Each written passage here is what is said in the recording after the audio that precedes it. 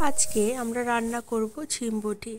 এটি গ্রাম বাংলার খুবই একটি জনপ্রিয় রান্না।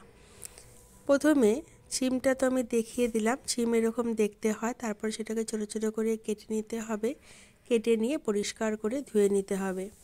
এই রান্নাটার জন্য যেটা লাগবে সেটা হচ্ছে ঝিম তো অবশ্যই লাগবে, তার সাথে ধনেপাতা। ধনেপাতাটাকে রসুন এবং লঙ্কা সহযোগে বেটে নেবেন। বেটে নিয়ে জল খুব একটা ব্যবহার করা যাবে না, জল ব্যবহার করলে সেটা জল জলে হয়ে যাবে, পেস্টটা কাদা কাদা ধরনের হবে।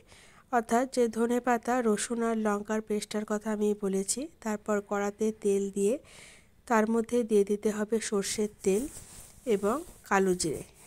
কালো জিরেটা একটু ভাজা ভাজা হলে দিয়ে দিবেন ছোটো ছোটো করে যে ঝিমটা কেটে রাখা হয়েছিল সেটাকে। দিয়েই লবণ আর হলুদটা দেবেন না, একটু খানিকক্ষণ ভাজা ভাজা করে 10 থেকে 15 সেকেন্ড, তারপরে লবণ এবং হলুদটা দিয়ে একটি ঢাকনার সহযোগে সেটাকে ঢেকে দিতে হবে। ঝিম থেকে যে জলটা বেরিয়ে আসবে সেই জলটা দিয়ে ঝিমটা সেদ্ধ হয়ে যাবে। এভাবে কিছুক্ষণ রান্না করার পর তারপরে আমরা দিয়ে দেব সেই যে বেটে রেখেছিলাম ধনেপাতা রসুন এবং লঙ্কা, সেটাকে দিয়ে এভাবে একটু ভাজা ভাজা করে নিতে হবে।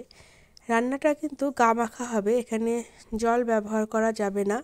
যদি ব্যবহার করেন খুব সামান্যই একটু ব্যবহার করবেন, দেখবেন ধনেপাতার মধ্যে তো খানিকটা জল রয়েই যায়।